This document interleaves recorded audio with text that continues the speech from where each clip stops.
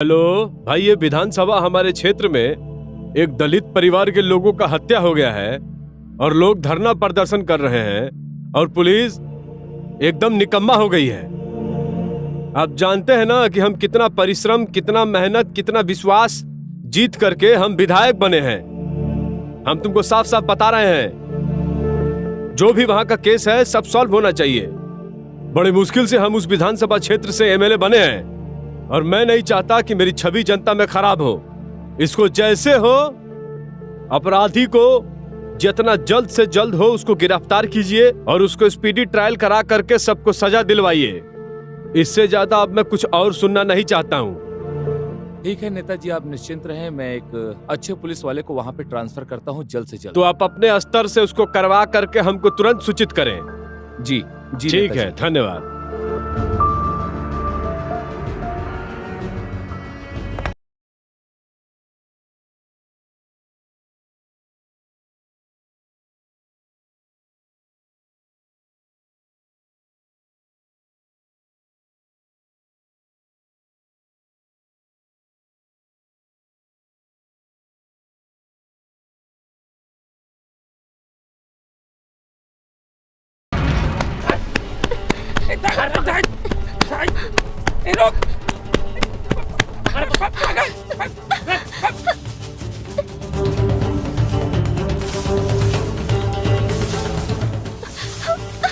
बचाओ, कोई है?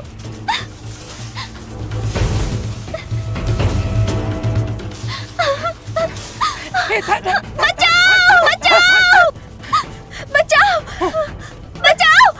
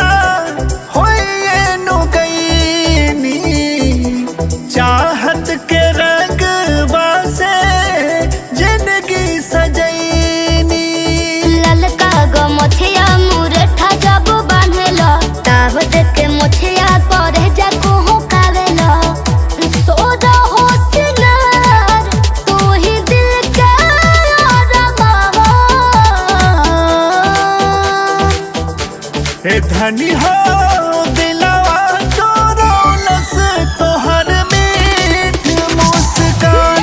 ए धनी हो दिलवा चोरौलस तोहर मीठ मुस्कान।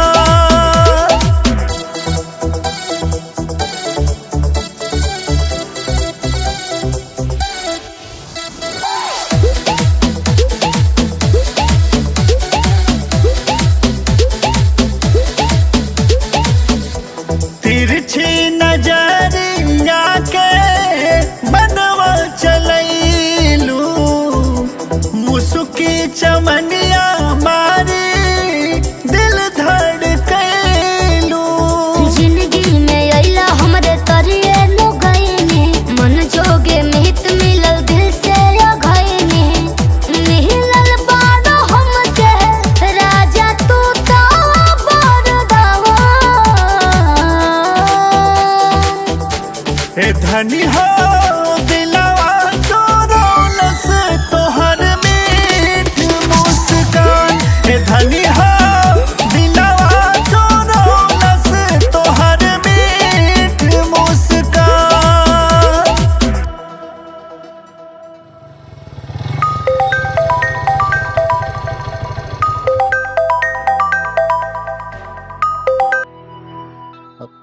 जैन सर, आपका एक गांव में तबादला कर दिया गया है जहां एक ही घर में 3 लोगों का मर्डर हुआ है। अब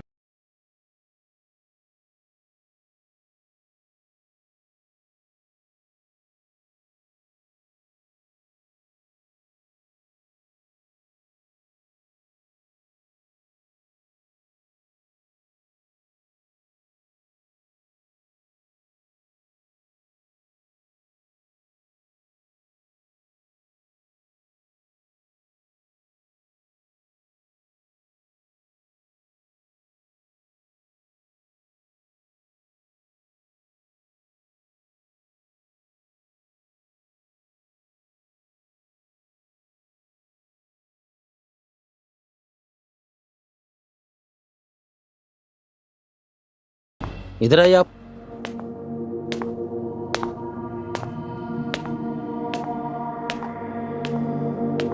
अच्छा, जो मर्डर हुआ है यहाँ पे, उसके बारे में आप बता सकते हैं कुछ? जी सर, बता सकते हैं। सर, यहाँ पर 2 महिलाएं रहती थीं और उनके साथ एक बच्चा भी था। हाँ। इस गांव में सभी लोग जल्दी खा पी कर सो जाते हैं सर, और वो लोग भी सो गए थे उस दिन। और जब मैंने सुबह देखा तो सर, उस घर के दरवाजे के सामने एक महिला मरी पड़ी थी और एक खटिया पे सर। अच्छा अच्छा, उसमें बच्चा भी था? हाँ सर, बच्चा भी था। अच्छा अच्छा। अच्छा, तो ये बता सकते हैं कोई जाति दुश्मनी उनका, कौन मर्डर किया, कैसे, किसी नहीं, से नहीं, सर। झगड़ा उगड़ा, ये वो? जाति दुश्मनी तो नहीं थी सर। जाति दुश्मनी नहीं था? नहीं सर। अच्छा, प्रॉपर यहीं पे लोग पूरा परिवार रहता था? प्रॉपर यहीं सर पर? यहीं रहते थे सर। अच्छा अच्छा। चलिए ठीक है, वैसे जी सर। ठीक है, जाइए आप लोग। जी धन्यवाद सर।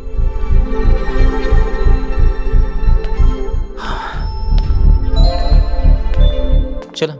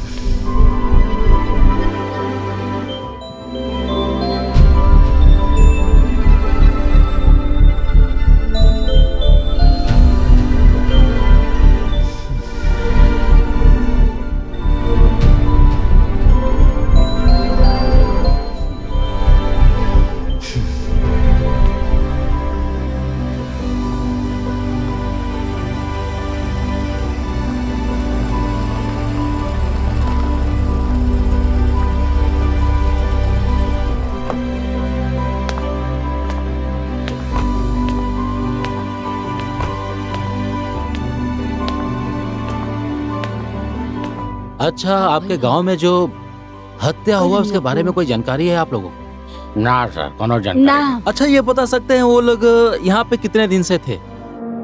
आई है 5-6 महीना से। हाँ कितने लोग थे वो लोग? 3-4 आदमी रहे सर।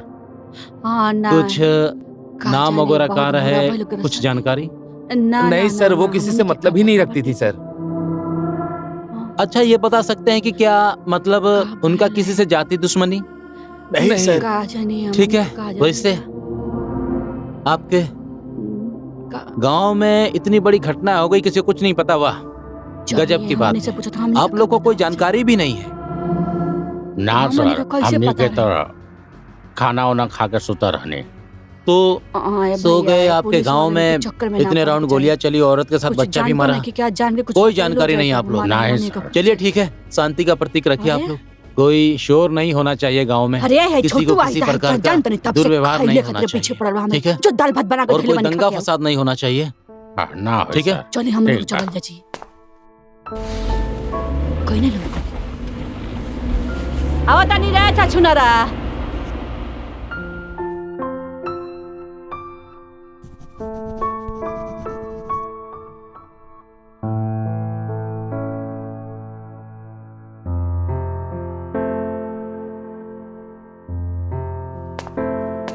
सर, धर्मपुर के एक दलित परिवार के 3 सदस्यों की हत्या हो गई है। पुलिस अभी तक किसी नतीजे पर नहीं पहुंची और अपराधी खुलेआम घूम रहे हैं। तो आप इस पे क्या कहना चाहेंगे? देखिए, सबसे पहले तो मैं यही कहना चाहूंगा कि इस मैटर को आप लोग जातिवाद में मत बदलिए।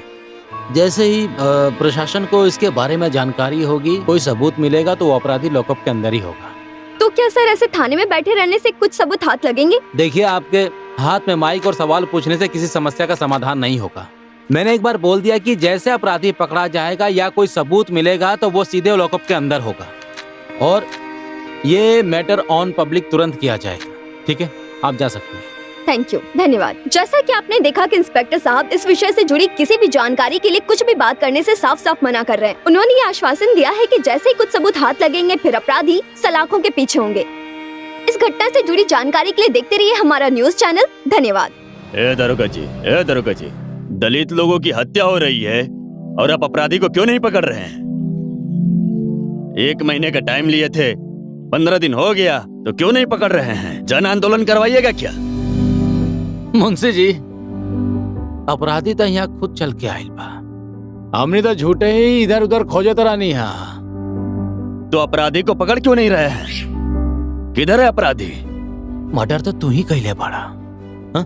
अरे तू ही तो कैले बड़ा। हम क्या है मर्डर? मुंशी, हवा खराब हो गई इनका। देखा, केहू के लाश पे गंदी राजनीति के रोटी मत सेका। पुलिस अपन कार्य करत था और अच्छा से करत था, ना तो इतना धारा लगाइब ना कि सांस भी ना ले पाइबा। और रहल बात 15 दिन अबे भइल बा, 15 दिन अभी बाकी बा। चल, बात करत था। जा तो रहा हूं मैं, लेकिन आगे भविष्य देखना। मुंशी से एसपी तक सबको सस्पेंड करवाऊंगा। ए मुंशी जी, इनको आगे का रास्ता दिखाइए, नहीं तो ऐसा धारा लगाएंगे ना कि सांस लेने में हालत खराब हो जाएगा।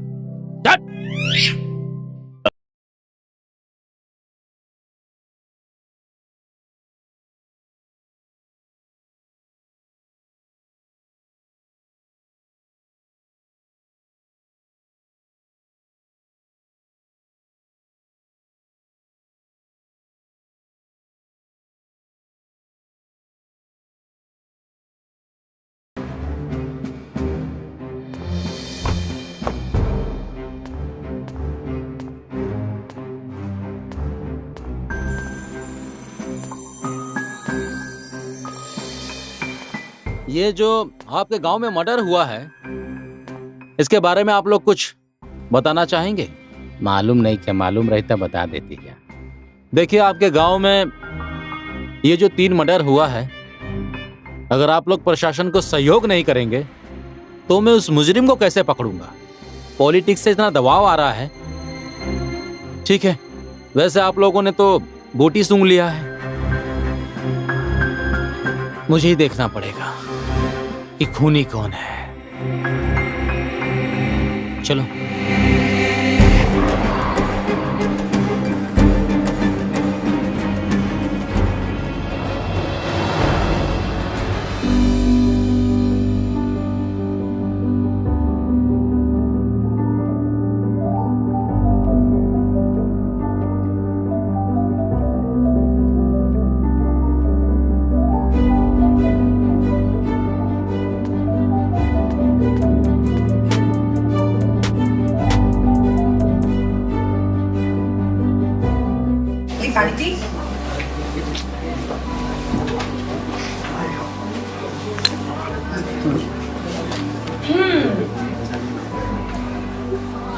कुछ भइल बा का?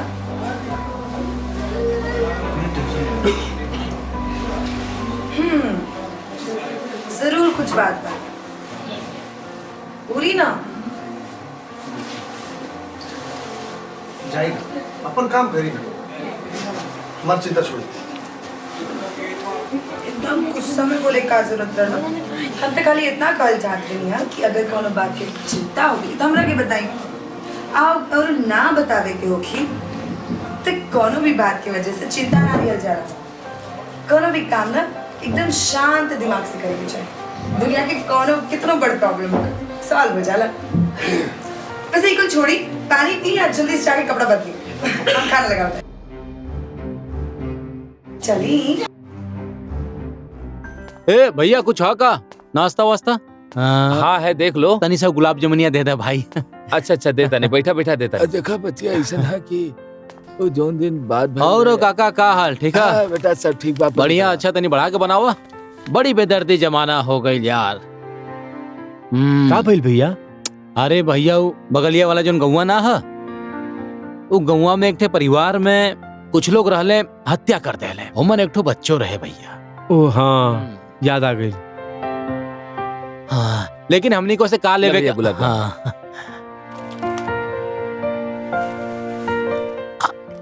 नाम वाम तो नहीं पता है भैया। ऐसा लगा था कोनो बंजारा वंजारा रहला का कुल हो? ना भाई, बंजारा ना रहल हा। दरअसल उ नारायणपुर के आज बच्चे के ना चाहिए। आवे 10 साल आके देख ले जाई। वो इतना दिन से पैसा लेकर बैठल बा हमार। वो देखा आ रहल बा। देखा तड़स एकरा के कर्जा खा के कितना मस्ती में घुमाता। ए राजू, हाँ? पैसा कब देबे रे? अरे पैसा देले बड़ा था, ले ली है 2-4 दिन में। आजकल बीच रास्ता में रोक के तू काहे पैसा मांगेला? 2-4 दिन ना, हमके आजे पैसा चाहिए। अरे ले ली है 2-4 दिन में ना, हमके आज चाहिए तो चाहिए। अब ले पैसा। रुक रुक रे। अरे पकड़। रुक जाओ। छोड़ तो रखे।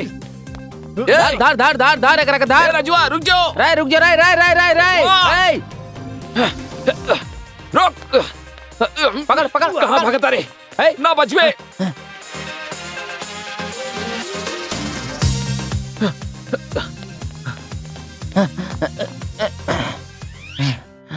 देखा जे भैया, हमारे कर्जा के बीच में मत पड़ा, ना तो चाचा से बोल दे। बाबूजी के कहबे ना तो बड़ी मार मारे। देखो पैसा ले ले बा, देवे के नाम लिखे ले। तो वो पैसा क्या तू भूल जो। हमरा पैसे के बीच में मत आओ भैया, समझला? ना मन बे, रुक जो।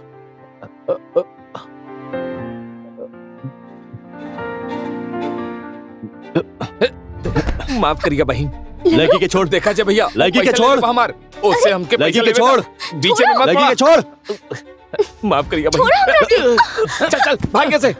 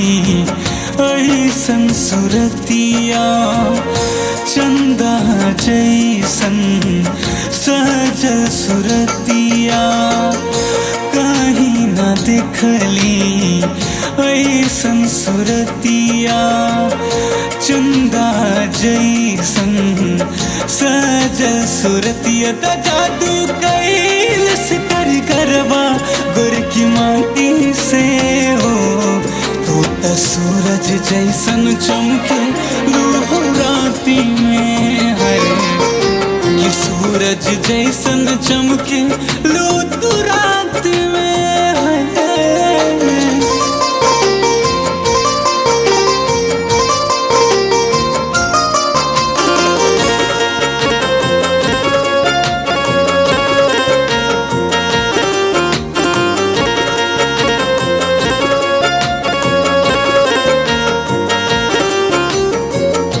इंदर के पारी देखी जई है लजाए तोहर सुघराई के तो करी बढ़ाई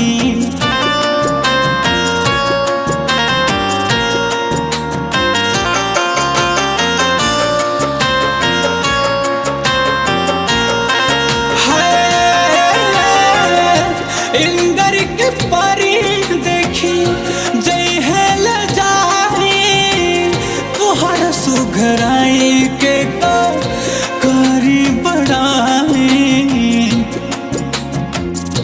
तो मन करे तुहरा की साट ली छाती से है तो त सूरज जैसन चमके लू राती में है कि सूरज जैसन चमके लो तू रात में है।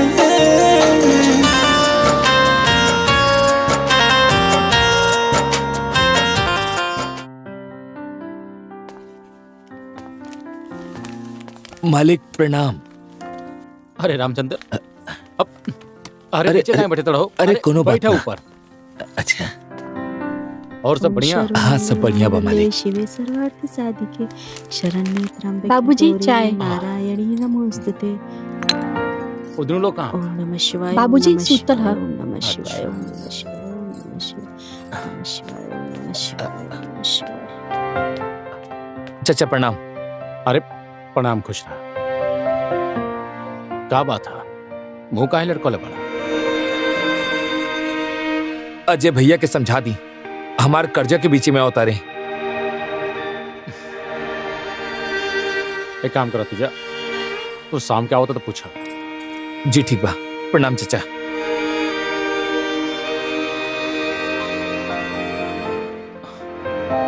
अरे रामचंद्र जी मालिक। कुछ कहल चाहत रहा। हम ई कहल चाहता नहीं मालिक कि खेत में पानी चलावल बहुत जरूरी बा। तब पानी चला दा ना। त मालिक ओमे कुछ खाद पानी भी देवे के पड़ी त कुछ पैसा चाहिए वही खातिर। एक काम करो, तू जाके संजय से पैसा ले ला और खाद छीट दे। जी जी मालिक। ठीक बचा। हाँ प्रणाम।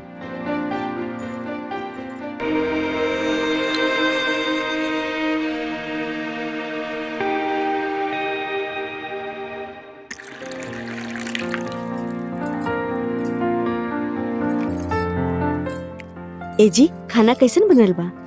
बहुत टेस्टी।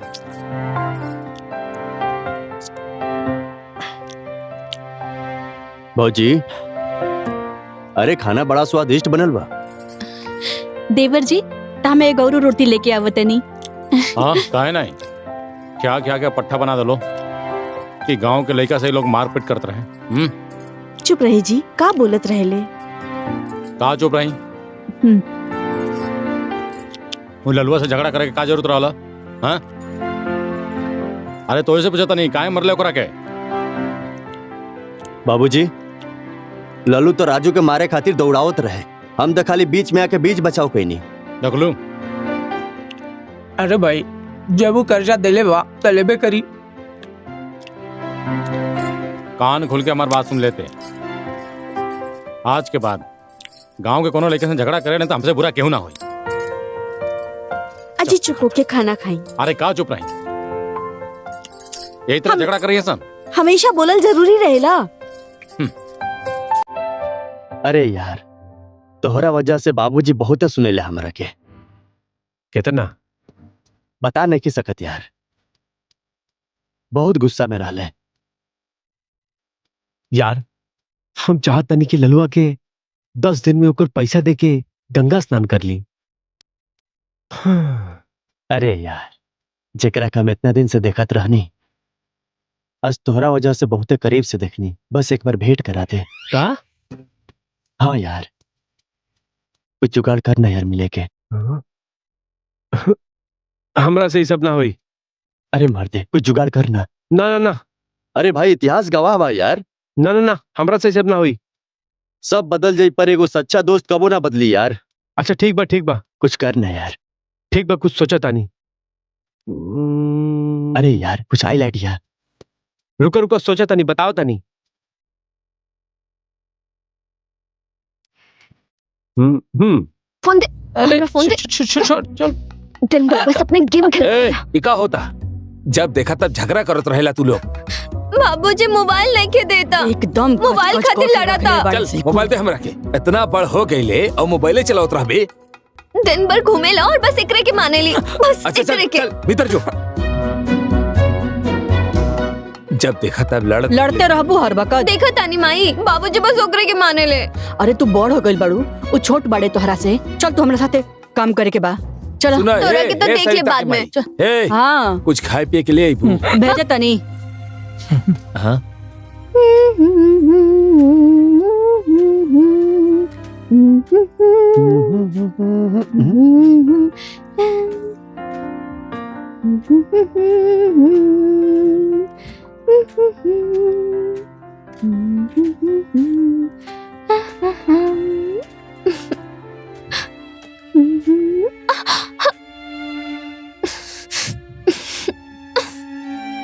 सरिता, तहार चुप्पी हमके बहुते परेशान करता। हम अपने सवाल के जवाब चाहता नहीं। या तो तू हमार प्यार मंजूर कर ला, ना तो हमरा गलती के सजा तू अपना थप्पड़ से दे दा। हम कैसे मान ली? हम सच कहता नहीं। ठीक बा, हम मान ले तानी कि रहुआ सच कहता नहीं, लेकिन का सबूत बा कि तू हाथ थामला के बाद छोड़बा ना? हमार प्यार सच्चा बा, ना तो तू एक बार अजमा के देख ला। विश्वास करा, हम तहार साथ कबो ना छोड़ब। तहरा खातिर तो हम अपन जान भी दे देब।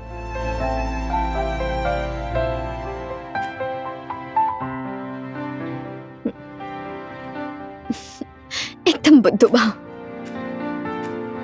ये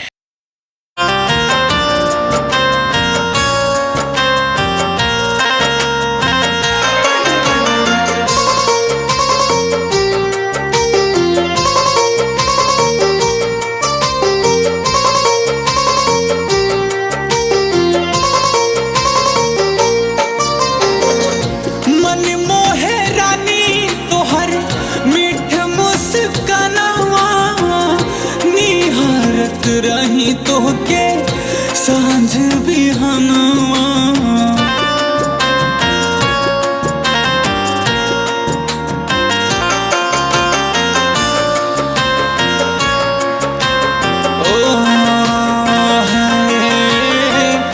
मन मोहे रानी तोहर मीठ मुस्कानवा, निहारी रही तोहके सांझ बिहनवा।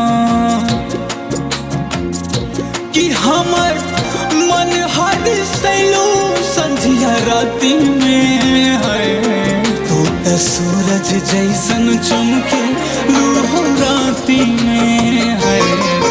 कि सूरज जैसन चमके लो तू रात में है।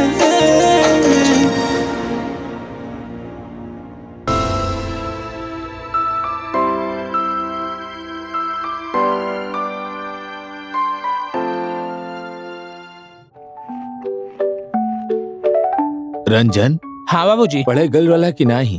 ना बाबूजी, काहे? बैग फट गइल रहे, यही खातिर ना गई नी। अच्छा अच्छा, चला बेग आ जाई, पढ़े जावल करा। ठीक बा बाबूजी। बाबूजी, कल हमरा कॉलेज के लास्ट डेट बा एडमिशन के। अच्छा बेटी चिंता मत करा, तोरो बिहने एडमिशन हो जाई। ठीक बा। का करबू पढ़ लिख के? हाँ, चूल्हा चौका करे औते नहीं खे, कॉलेज जाई हैं, एडमिशन करई हैं, कलेक्टर बन जाई हैं।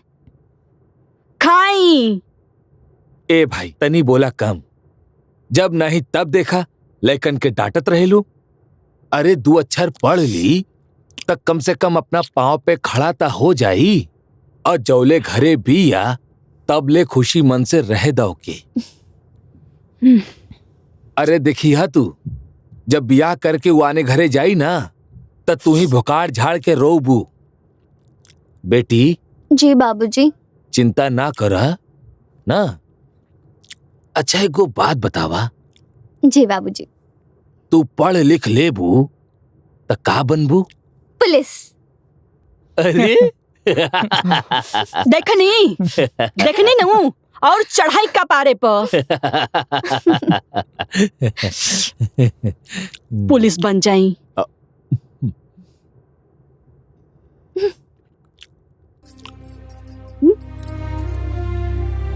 का भल जी काहे चुप बाड़न? काहे कुछ बोलत नहीं की? माई तू चुप रहा।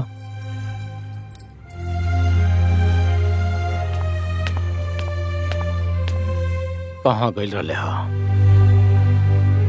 और केकरे संग गई रहे हो? बाबूजी हम वो शहर गल रहनी है। का भइल? का भइल?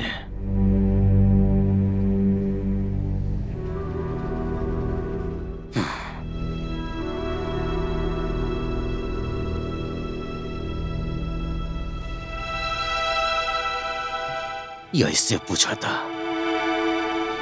जैसे अखरा कुछ मालूमे नहीं के। नंगा नाच रहल भाई आज खानदान के हमनी के नाक कटा देले बा। पूछा एकरा से कि रामचंद्र के बेटी के साथे का रिश्ता बेकार। पूछा एकरा से।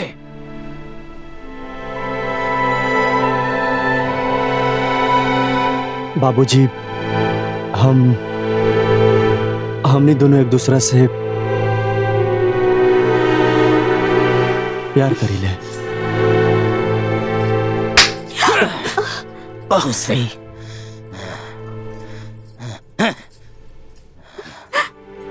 चल अंदर। इश्क के भूत सवार हो गई बह के ऊपर।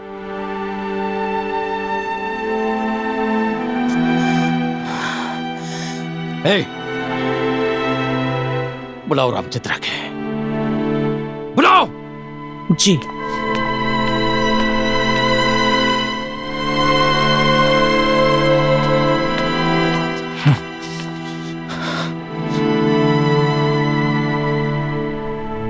हेलो।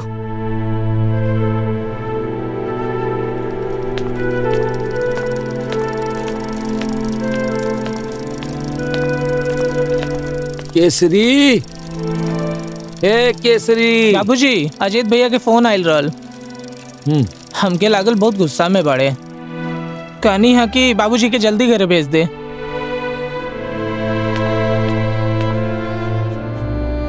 ठीक बा आओ तनी। जी बाबूजी।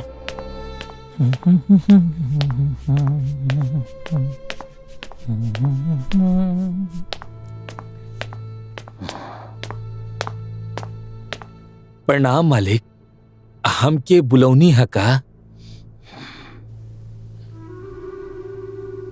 हाँ रामचंद्र,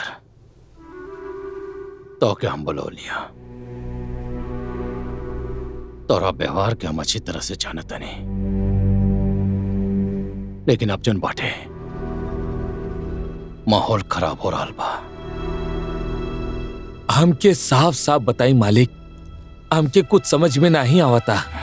हमसे कोनो नुकसान हो गइल बा का? इतना भी ना समझ नहीं खे तू। जानत सब बड़े, ज्यादा भोला मत।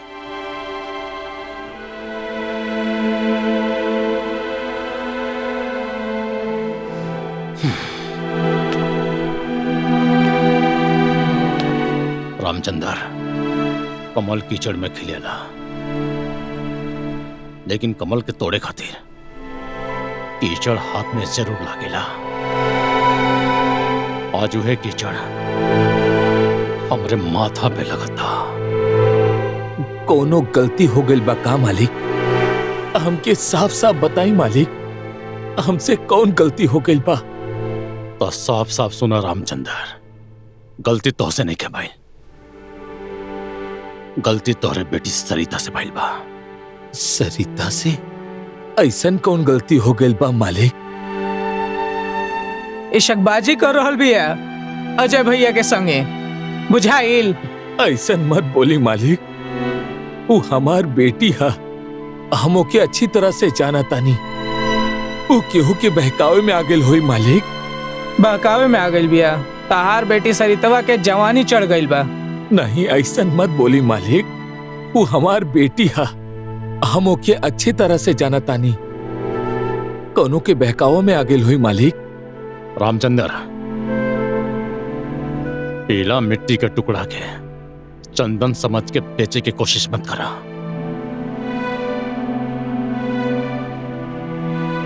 ना तो चंदन रही, ना तो माथा रही।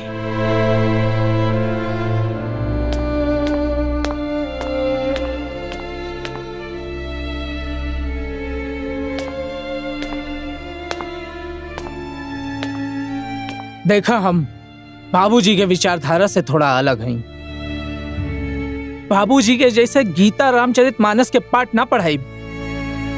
अगर बात मान सम्मान पे आई तो सीधे सजा सुनाई। चल निकल यहाँ से। जाता नहीं मालिक।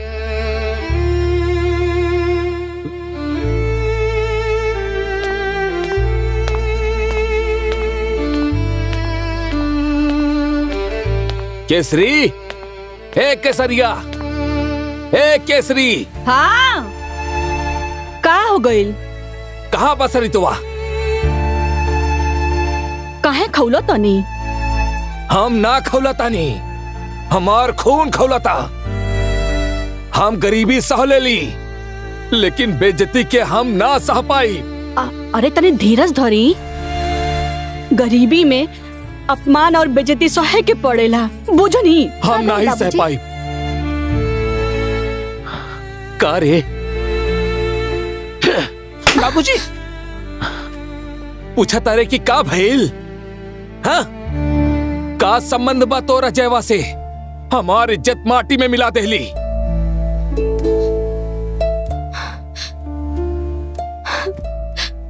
हम अजय से बहुत प्यार करेनी बाबूजी, वो हमरा से बहुत प्यार करेलन। हमने एक दूसरे के बिना ना रह पाई बाबूजी। आज तक हम आपसे कुछ ना मांगनी, लेकिन आज मांगा था नहीं। आज हम अपन प्यार के मांगा था नहीं बाबूजी।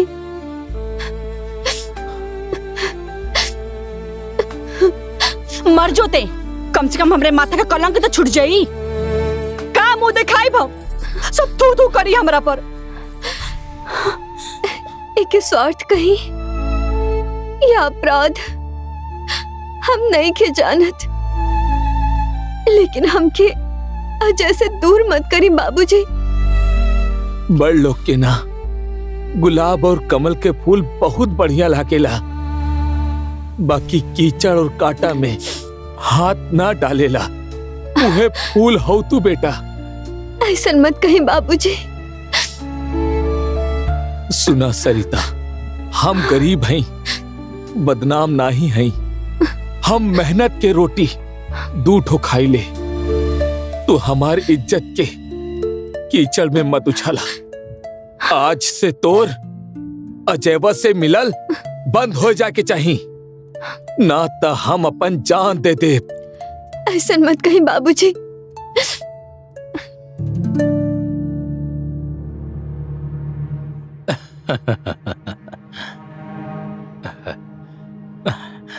अच्छा, तो हम चलो तानी। पंडित जी से दिन दिखा के हम 2-4 दिन में खबर करब। ठीक बा। ठीक बा। प्रणाम प्रणाम प्रणाम प्रणाम आपके प्रणाम।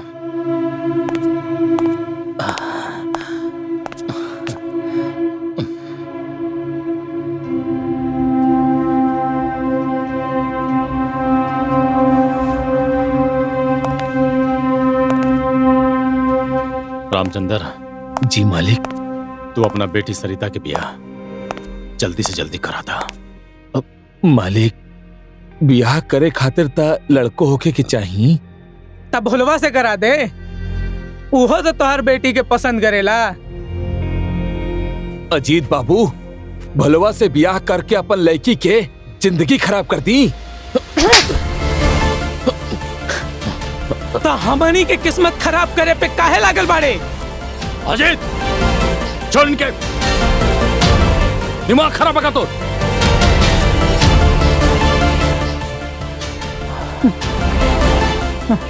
रामचंद्र, एक बात के बुरा मन मान, माफ कर देंगे।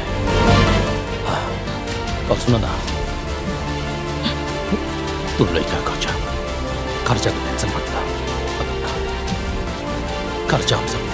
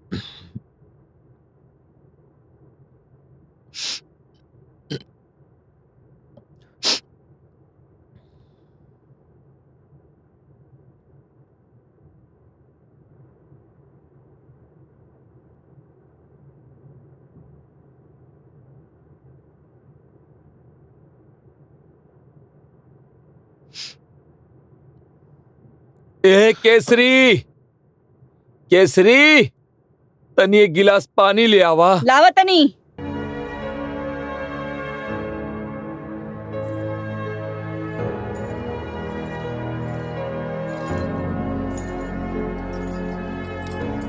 इली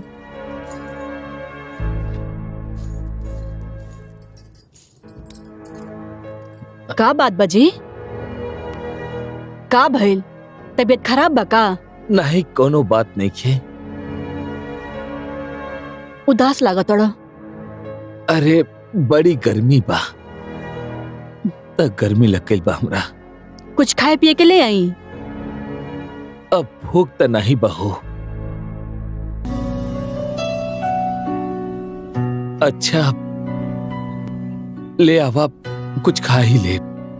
हम कुछ खाए के ले आवत नहीं। जा। एक बार लावत नहीं।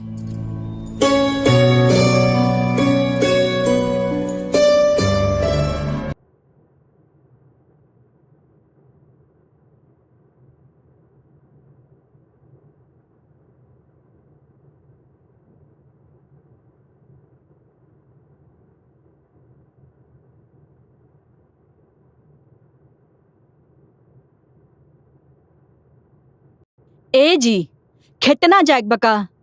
हाँ ए जी, सूरज का पारे पर चढ़ गई बा, उठे रहुआ।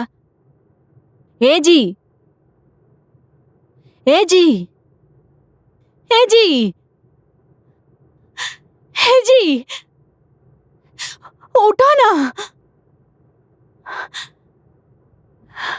ए जी, ए जी, उठो ना।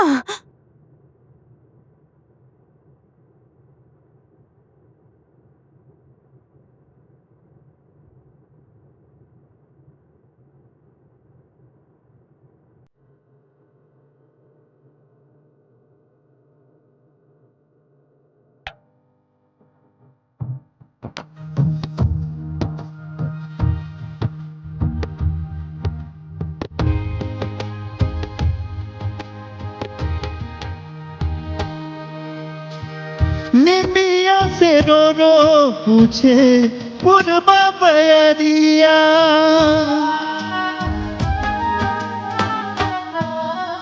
हो निमिया से रो रो पूछे पुरबा बयरिया, बाबूजी परैले जाने कौने नगरिया, होत बाऊ जड़ गइल लूटल जहान हो, छने छने छछनेला भितरे परान हो,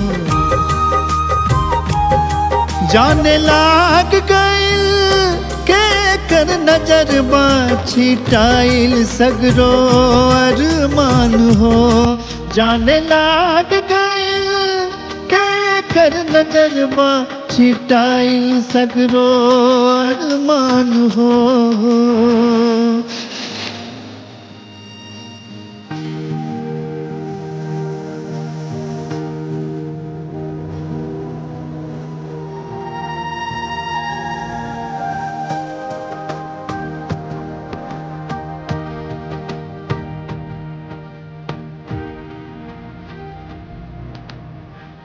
पाठ के करेज कैला छुड़ाइली लहतवा, भैनी अनाथ छूटी गई राउर सथावा, जिंदगी बोझ लागे काटे धाबे भोरवा, याद आबे देखी जब पनही छाता झोरावा, कैसे तोह के बिसारिए बाबूजी, कैसे तोह के बिसारिए बाबूजी, तू ही त मोर भगवान हो, जाने लाग गइल के कर नजरवा छिटाइल सगरो अरमान हो।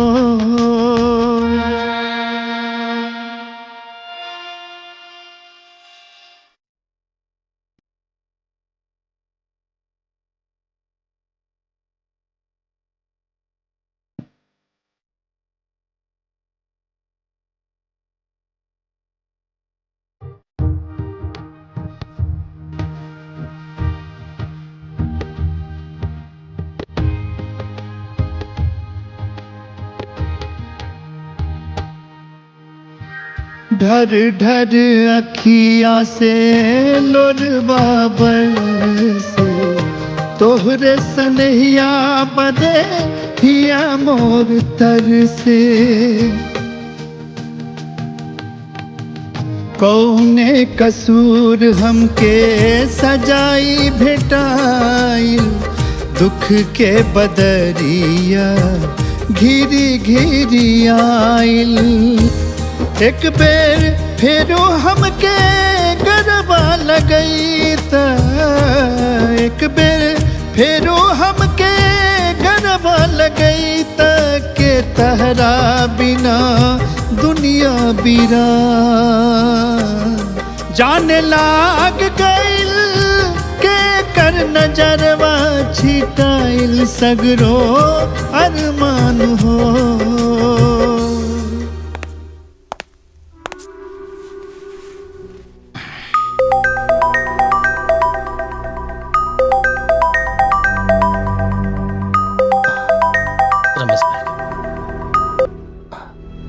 हाँ बोली रमेश बाबू। दुर्गा भैया प्रणाम। हाँ हाँ खुश रही। भैया वो जौन पाहुन लोग आयल रहले उ लोग शादी करे से मना करता नहीं। उ लोग के कहना है कि उ लड़का के चक्कर करो हरजन की बेटी के साथ बा, यही से उ लोग शादी करे से मना करता रे भैया। अच्छा भैया, हम फोन रखा था नहीं।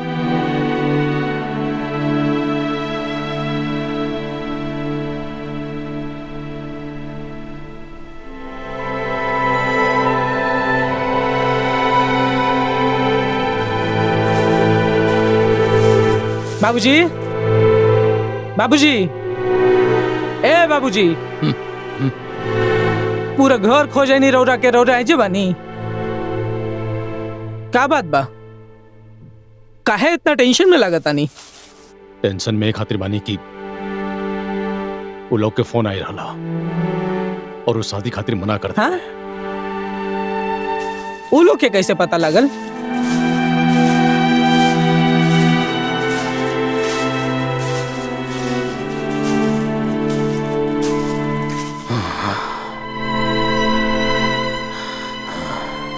लगा था कि अजय के नाजायज रिश्ता के बारे में ओकुल के सब पता चल गई बा। रौरा के तो हम शुरू में समझौले रहनी कि सरितवा के बियाह कहीं और करा दी, ये झंझट से मुक्ति मिली, लेकिन रौरा हमार सुनबे ना कहीं नहीं। तोहरा का लगा था कि हम कोशिश ना कहीं नहीं। हमरा का मालूम रहे तो रामचंद्रा बिच्चू में मर जाई। बाबूजी, रौरा चिंता मत करी, हमरा पे छोड़ दी, हम सब देख ले।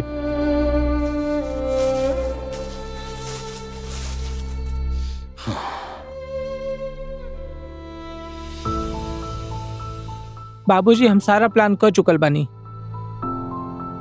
और फोटो भी भिजवा देले बानी। अब तनी अजय भैया के समझाई कि हमनी के इज्जत के नीलाम मत होके देस। बाबूजी, हमें क्या सुना था नहीं? रवा सरिता के शादी कहीं और तय कर दा नहीं? सही सुना तड़ा, सही टाइम पे सुन ले बड़ा। बाबूजी, हम सरिता से बहुत प्यार करी ले और ओकर शादी हम के और से ना होके देव। अजय, हरामखोर, जबान संभाल के बात कर। ए, ले जा, समझाओ कर रखे, ले जा यहां से। अजय, चल अंदर।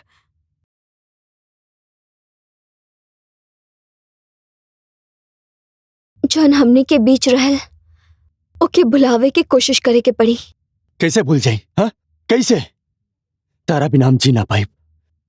चला, ये दुनिया से कहीं दूर चल जाएंगे, जहां हम दोनों के अलावा केहू और ना होके, कोनो जात बंधन ना होके। चला चला। कहीं ना चलल जाए। अरे जवन प्यार हमसे हमार बाप छीन लेलस, हम नहीं के चाहत कि वो तोहरा साथे भी होके।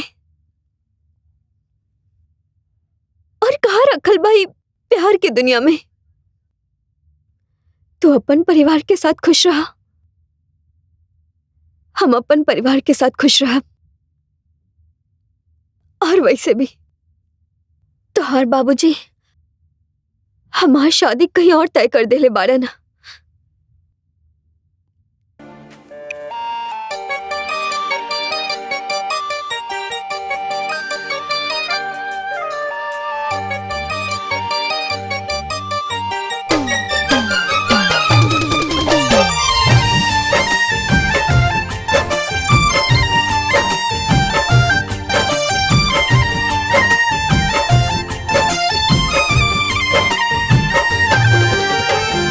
न तू बेवफा ना हम बेवफा हई, कि किस्मत के लिखल ना मिटले मिटाई।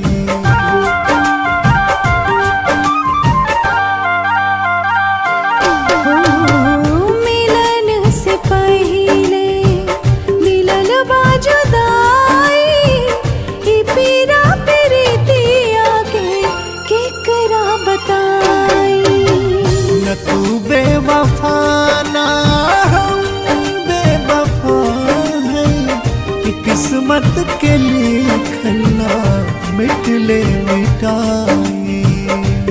हो मिलन से पहले मिलल बा जुदाई।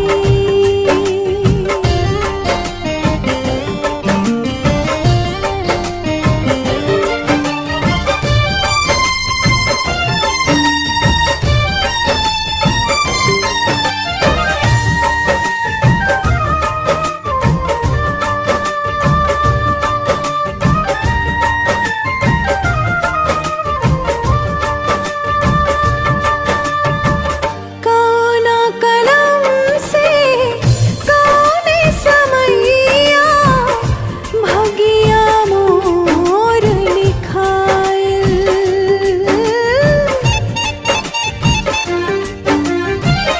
शीशा जैसे दिल टूटल सब अरमान छिटा।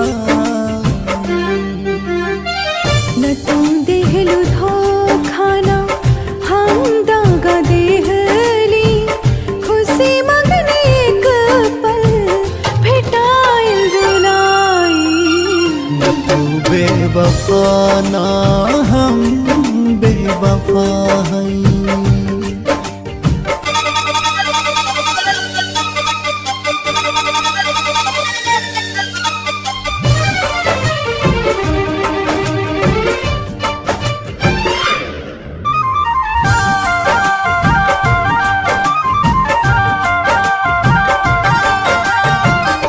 पार न लागल प्रीत के नैया डूबली बीचे मझधार हो।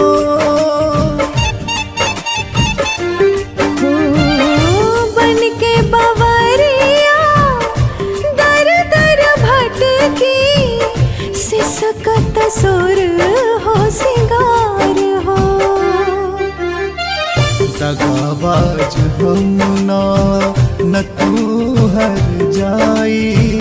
तू ही कह द केकरा के दोषी ठहराई।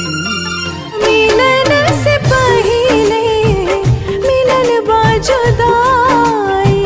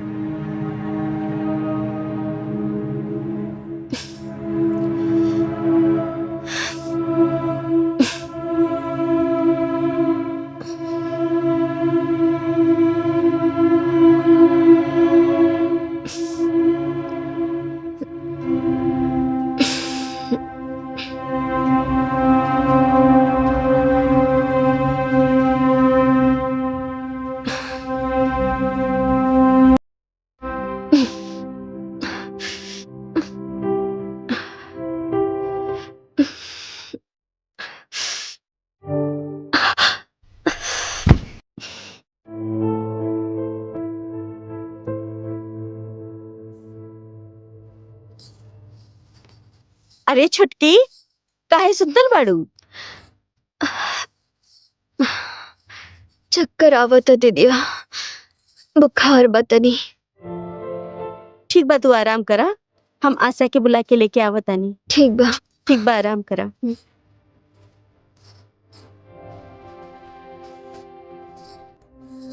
छुटकी उठा, आशा आइल बाड़ी। आइए मरीज बैठी। हाँ ये मरीज बाड़ी। ठीक है। कब से समस्या हो रही है आपको? 3 दिन पहले बुखार रहे और आज जी मचला था। लंबी सांस लीजिए, एक बार और। अच्छा, इससे पहले भी कभी दिक्कत हुई थी ऐसी?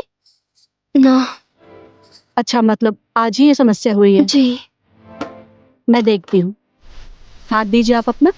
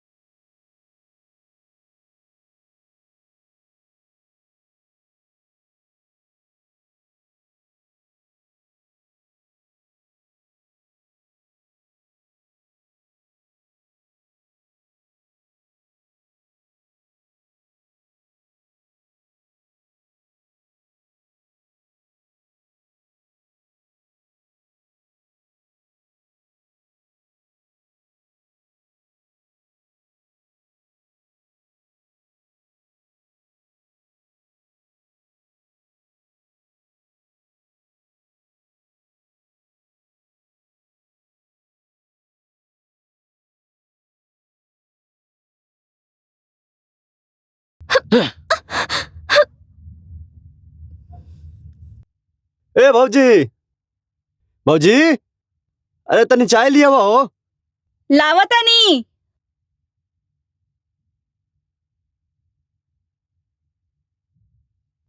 इली चाय। घर में क्यों लौकत नहीं खे? ओ माई ऊपर छत पर है और बाबूजी पंचायत गइल बानी। पंचायत? केकर पंचायत? वो सरिता के।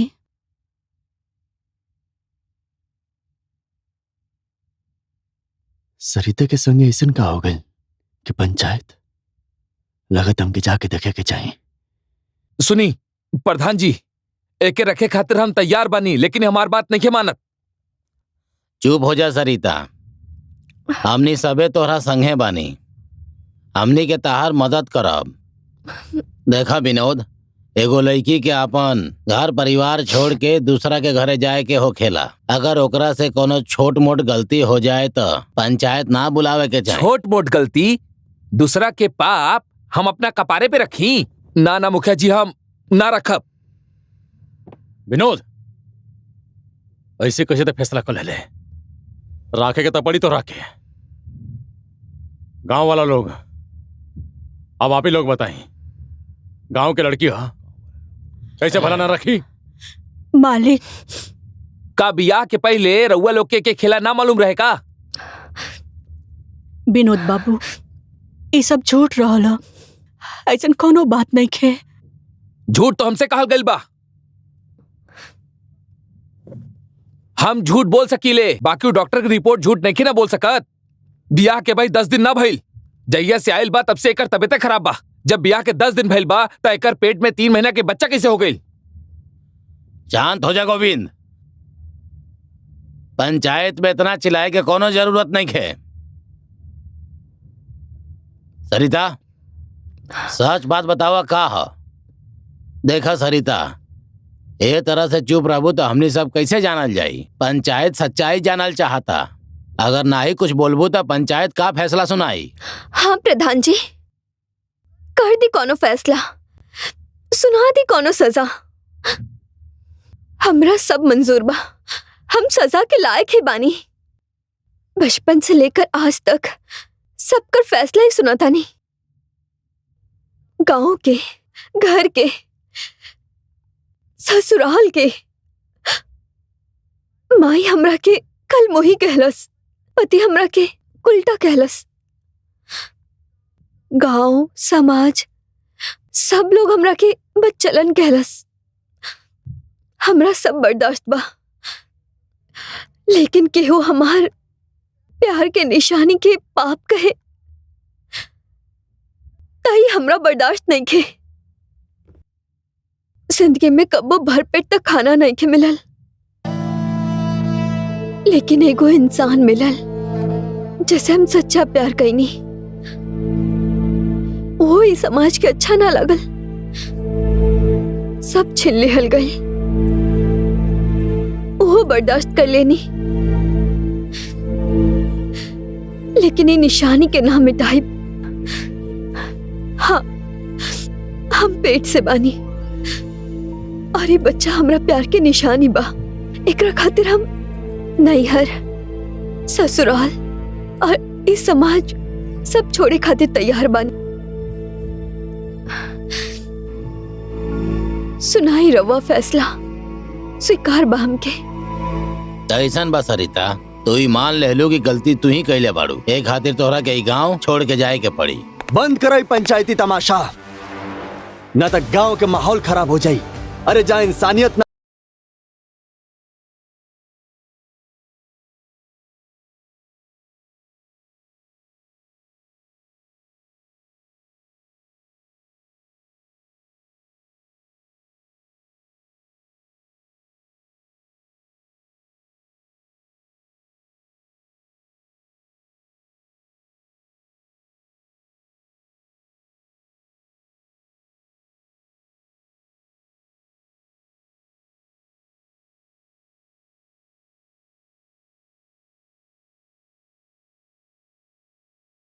का हमनी के गांव से दूर कर पा।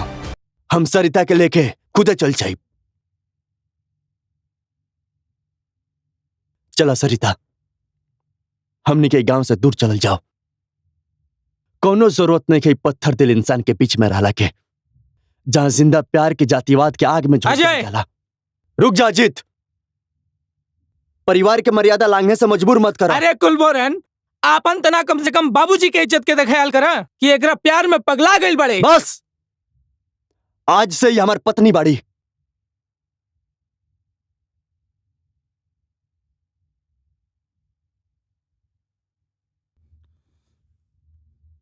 तोरी पत्नी हो सकेले, लेकिन हमार पतो ही ना। आज के बाद तेहू मर गए हमरा खातिर, मर गए।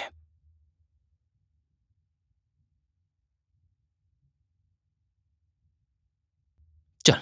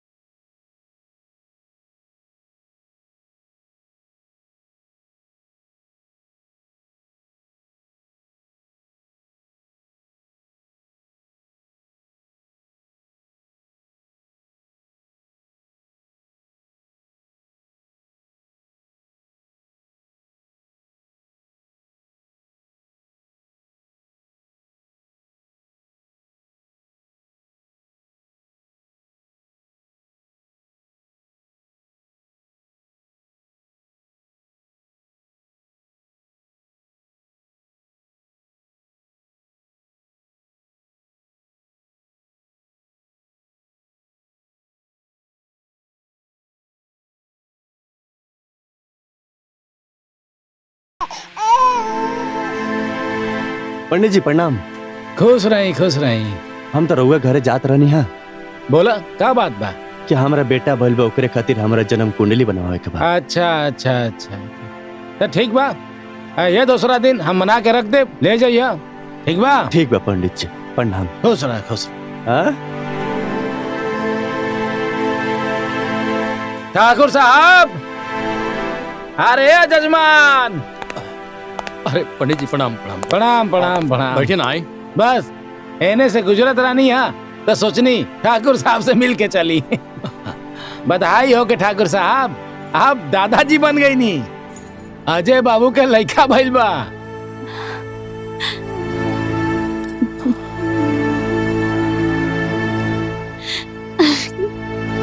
ठीक बा पंडित जी, अब जाए। जैसा ना आपके मर्जी।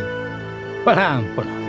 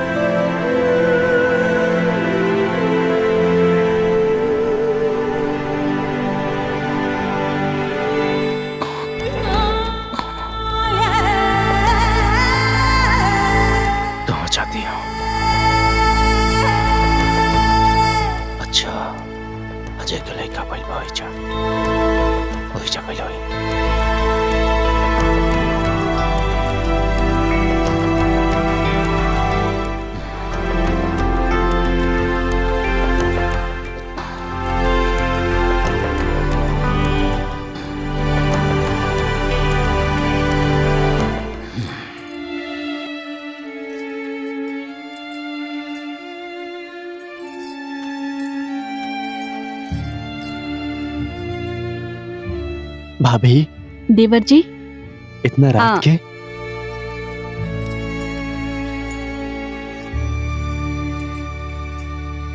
अंदर ना बुलेब। आई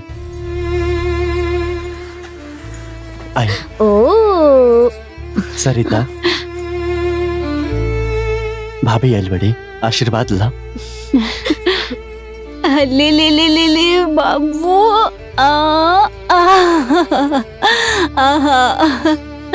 ले ले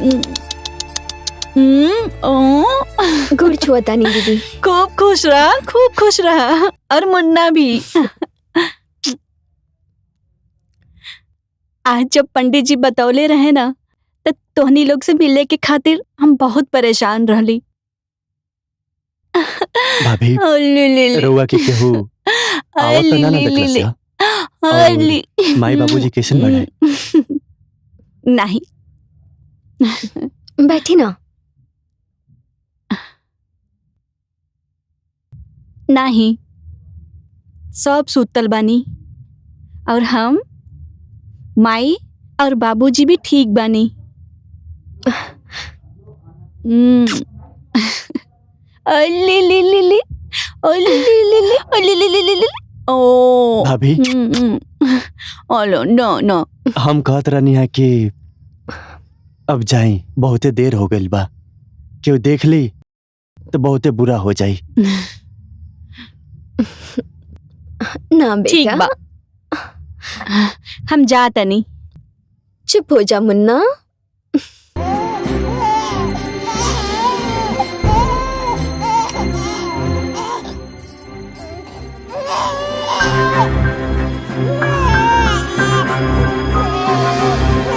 बाकी जाए के मन नहीं के करत।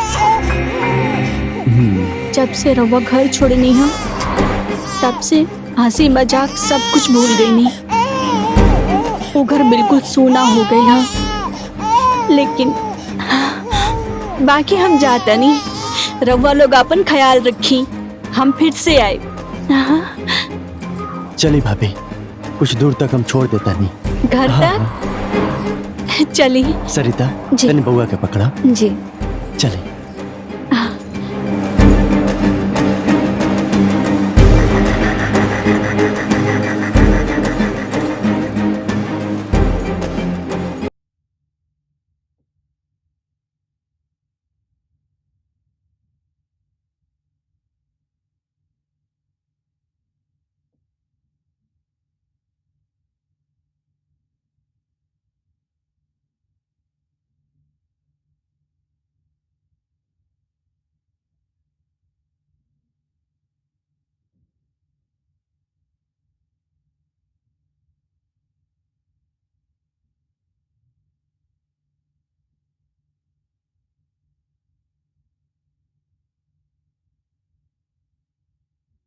अब जाई, बाबूजी देख लिया ना तो बवाल खड़ा हो जाई।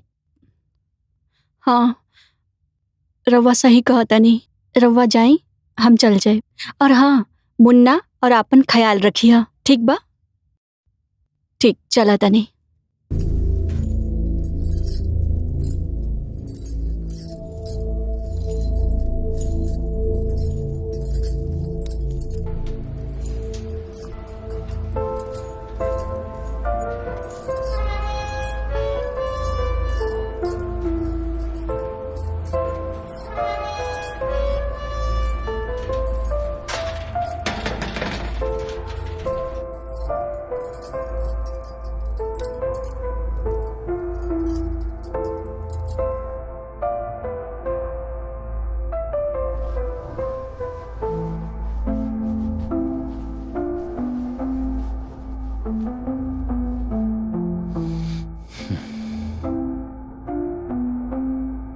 बाबूजी,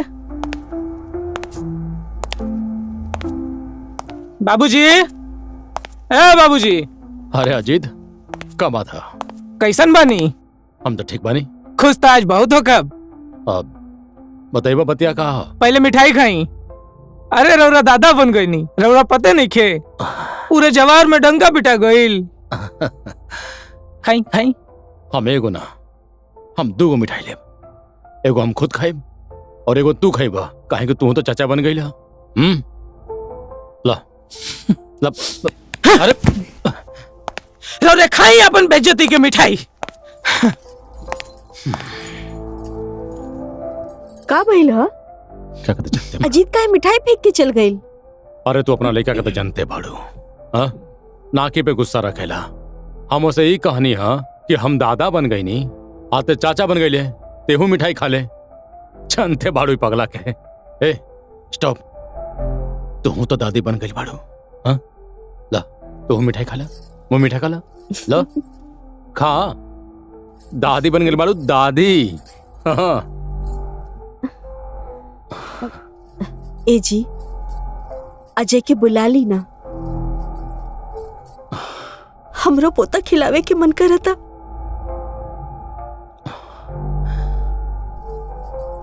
अजय के घरे तब हम खुदे बुलावल चाहते नहीं। आखिर हमारा लेके तो आओ, लेकिन हमार बात नहीं मानत हो।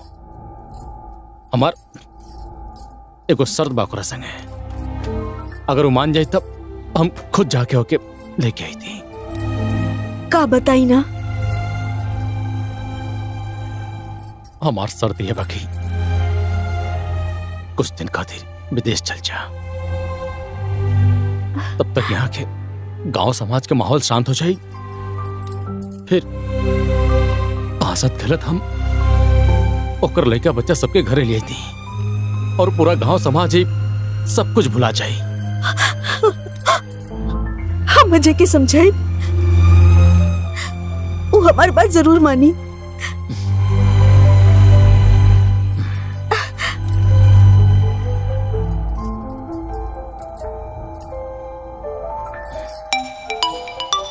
भाजी के फोन आ रहा।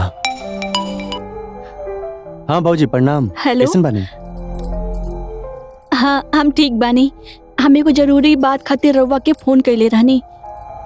हाँ हाँ बोले। बाबूजी कहत रहे कि रउआ बैंकॉक चल जाई, तब तक यहाँ के माहौल भी शांत हो जाई और फिर सरिता और मुन्ना भी घरे आ जाई हाँ, और फिर से अपन घर खुशहाल हो जाई। भाभी ये हमसे ना नहीं हो सकत और हमार दिल गवाह नहीं के करत, हमके माफ करें। ए जी, सब गुस्सा भुला जाई और जौन भइल तौन भइल। देखी ना, हमनी के अपना तरफ से हाथ बढ़ौले बानी, अब वहाँ के सम्मान कइल हमनी के फर्ज है। बाबूजी के बात मान जाई ना, मान जाई ना, और ना मानम त रवा के मुन्ना के कसम। बाप के दिल सख्त जरूर होला, बाकी कठोर ना होला। वो बेटा के प्यार खातिर तड़प रहल बाड़े। चल जा बाबू, वो भी राउर भला चाहतनी, मान जाई बबुआ। अच्छा ठीक बा भाजी, हम बैंकॉक जाइब। ठीक बा, हम रखते नहीं। जी ठीक बा, हम जाता नहीं। ठीक बा।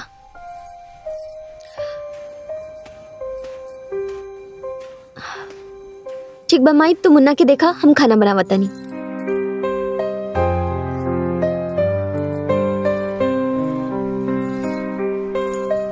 बाबूजी। का भइल बहू?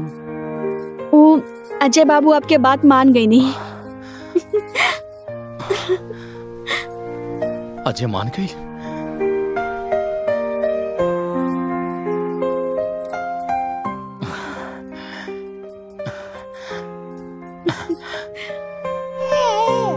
हाँ ले ले ले, हाँ देखा देखा कौवा, ले ले ले ले ले ले, आ, ले। खुश रहो। प्रणाम। अरे ना मुन्ना, चुप चुप चुप चुप चुप चुप।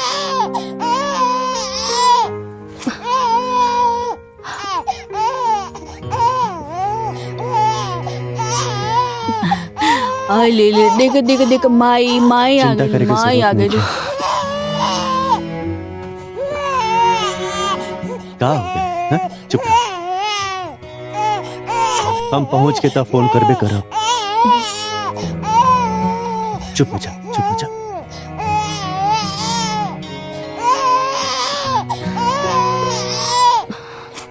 आपन और बच्चा के ख्याल रखिए।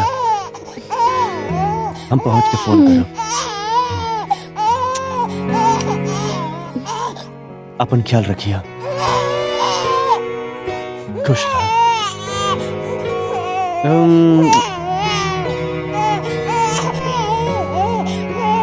बाय।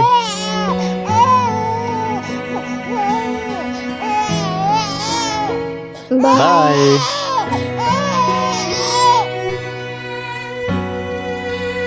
पे छिड़का।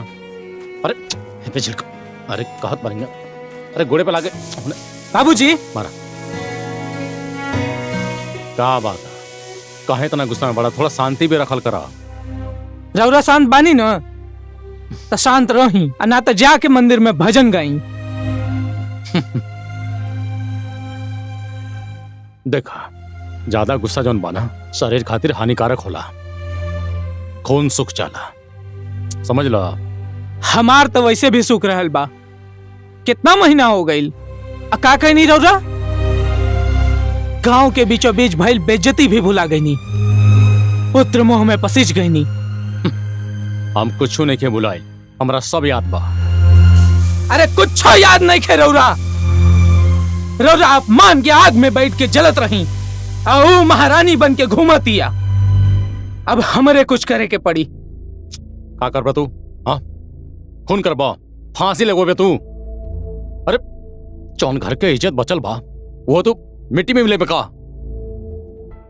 अरे रौरा से तो बातें कईल बेकार बा। अरे अजित, अजित! अरे जा जा कॉलेब हम जोन करे के होई।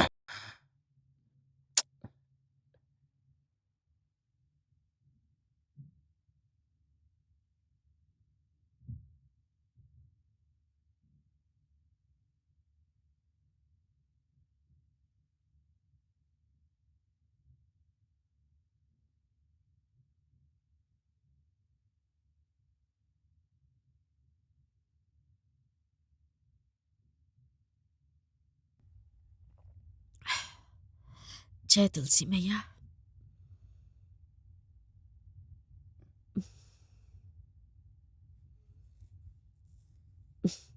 ली आरती ली।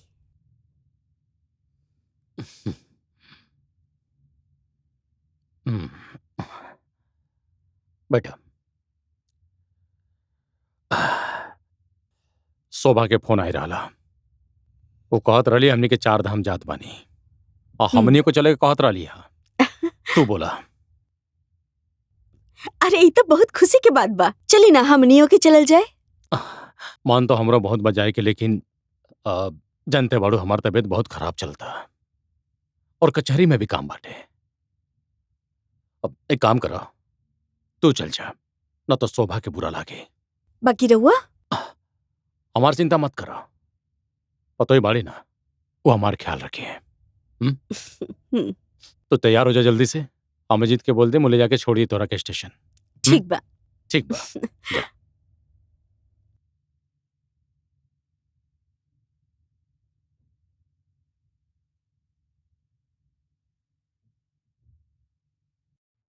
रौरा का सोचा तानी बाबूजी?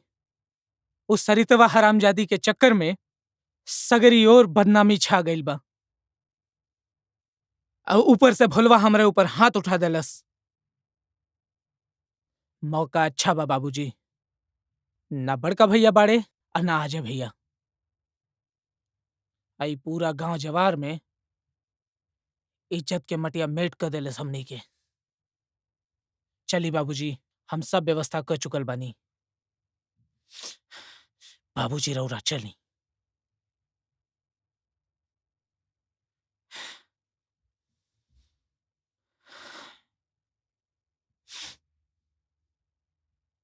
प्राण चाहे पर वचन ना चाहे। चल।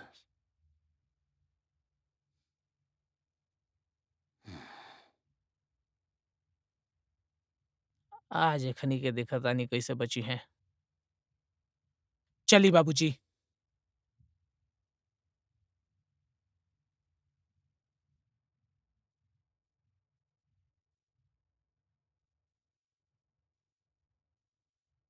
ए अजीत, जल्दी आओ। बस बाबूजी आवता नहीं।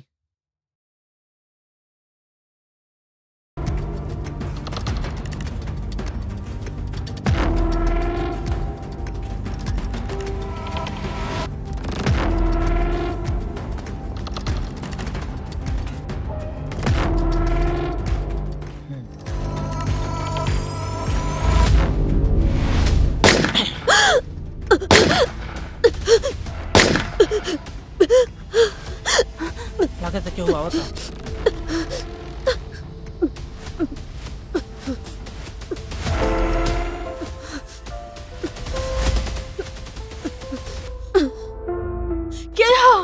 क्या हो जा?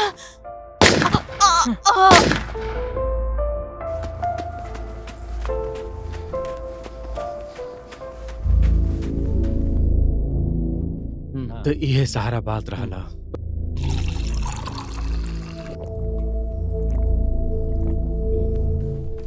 वैसे जौन भी भइल ना भाई, गलते भइल। कितना रुपया भइल हो?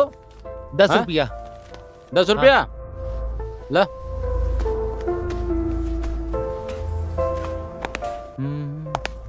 सालू देखा टोपी नहीं के मिलत हमार कहाँ?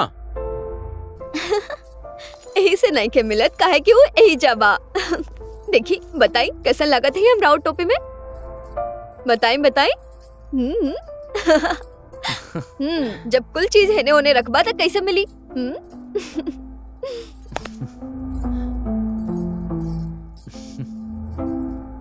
एगो बात कही। हाँ बोली ना। इस साड़ी में तू ना साचू का?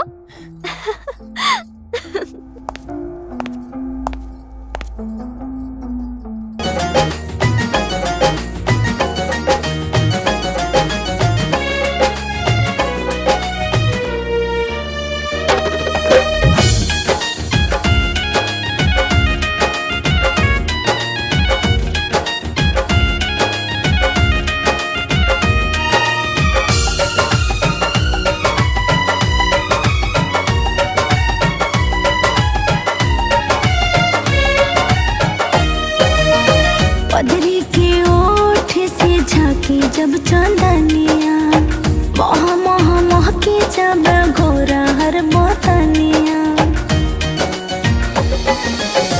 पदरी के ओठ से झांकी जब चांदनिया, मोह मोह मोह के जब घोरा हर बोतनिया। होले से चाहत के दिया राजा रही हा, होले से चाहत के दिया राजा रही हा। चोरी चोरी छुप के से कुंडी खटकई हा, चोरी चोरी छुप के से कुंडी खटकई हा।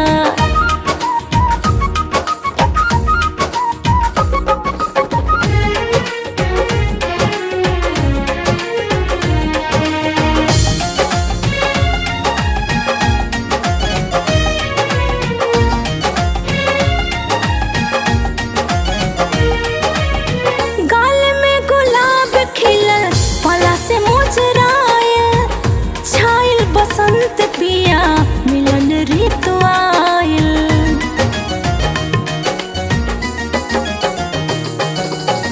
गाल में गुलाब खिलल पला से मुजरायल, छाइल बसंत पिया मिलन ऋतु आयल। जब कुछ मिललैया झलके झिरकी पुरवा जब हलके, जब कुछ मिललैया छलके झुरकी पुरवा जब हलके। प्रीत के गुलाबी ओढ़नी हमके ओढ़ई हा, प्रीत के गुलाबी ओढ़नी हमके ओढ़ई हा। चोरी चोरी चोरी चोरी छुप के से कुंडी खटकई हा, चोरी चोरी छुप के से कुंडी खटकई हा।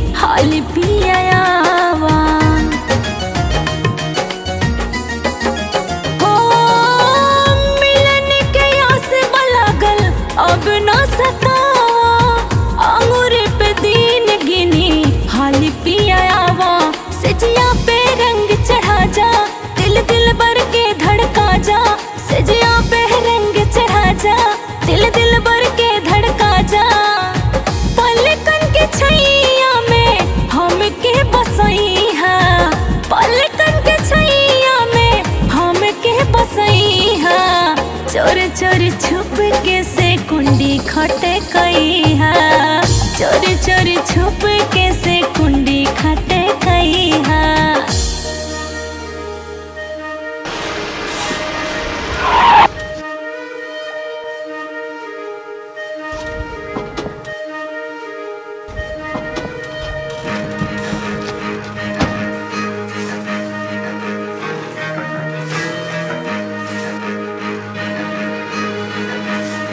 ए चाचा यहाँ हुआ।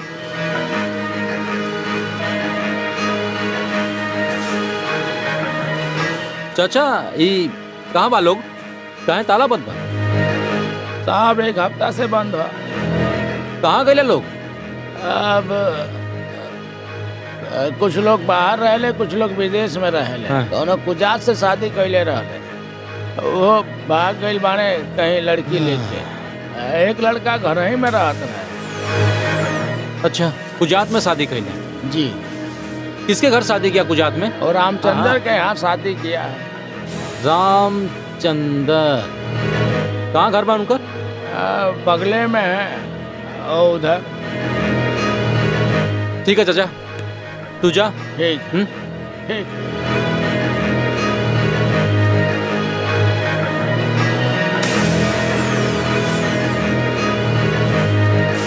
चला।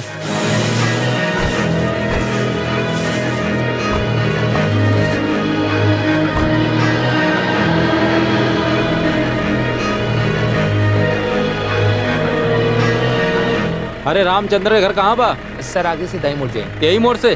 हाँ सर। चलो।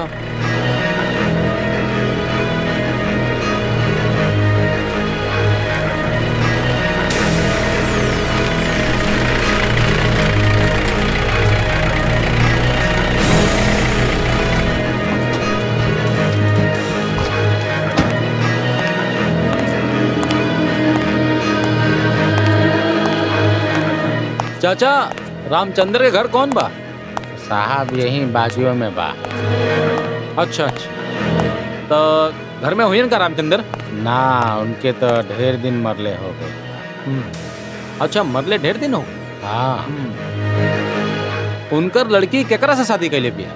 दुर्गा बाबू के लड़का से। अच्छा अच्छा अच्छा, मझला लड़का से। मझला लड़का।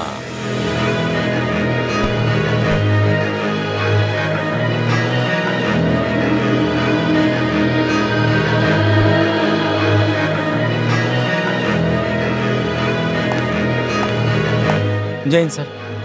जय हिंद जय हिंद। जो गांव में कांड हुआ था उसके बारे में ये जानते हैं? नमस्ते सर। क्या जानते हैं आप? सर वो जोन घटना भइल रहे सर, सरिता के एगो भाई है जोन मुंबई में रहेला, वो हमार दोस्त है सर। ओकर नंबर हमरा पास बा सर। ये देखिए, ये नंबर है सर।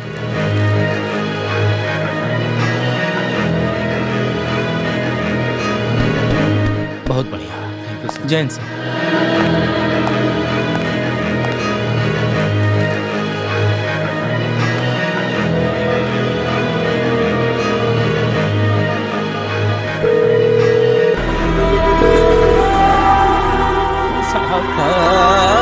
मेरी बहन के साथ बहुत गलत हुआ साहब, और वो दुर्गा नारायण के बेटे से प्यार करती थी और उसी से शादी करना चाहती थी साहब। दुर्गा बाबू के दूसरे बेटे अजय हमरे बहन के साथ प्यार के धूम कैले साहब, और दुर्गा नारायण हमारे बाबूजी को मार डाले साहब, और हमारे बहन के जबरदस्ती दूसरी जगह शादी करा दी है साहब। मैं गाँव छोड़ के भाग गया था साहब। वो अजय और परिवार की वजह से हमनी के और हमारे बाबूजी के इज्जत नीलाम हो गई साहब। हमारे ससुर जी भी मान गए थे उनको अपनाने के लिए, लेकिन उनकी एक शर्त थी कि वो कुछ दिनों के लिए इस शहर से बाहर चले जाएं, तब तक कि गांव वाले ऐसा कुछ ना बोले, माहौल शांत हो जाए, उसके बाद वो वापस आ जाए।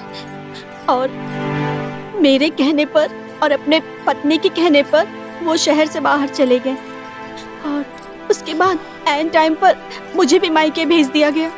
और फिर क्या हो गया सर, जब मैं लौट कर यहाँ आई तो पता चला कि मेरी देवरानी यहाँ है ही नहीं, उसके साथ छोटा सा बच्चा भी था।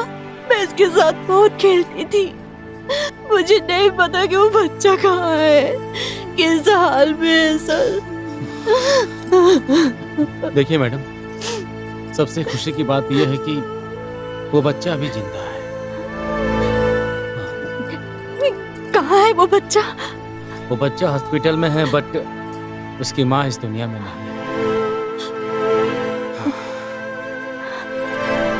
मुझे वो बच्चा कैसे मिलेगा? आपको हॉस्पिटल जाना पड़ेगा उस बच्चे के लिए। रही बात की अगर प्रशासन को आपकी जरूरत हुई तो दोबारा आपको थाना में आना पड़ेगा। मैं जरूर आऊंगी सर, बहुत बहुत धन्यवाद, आप मेरे बच्चे को बचा लिए। ठीक है, जा सकती हैं। जी।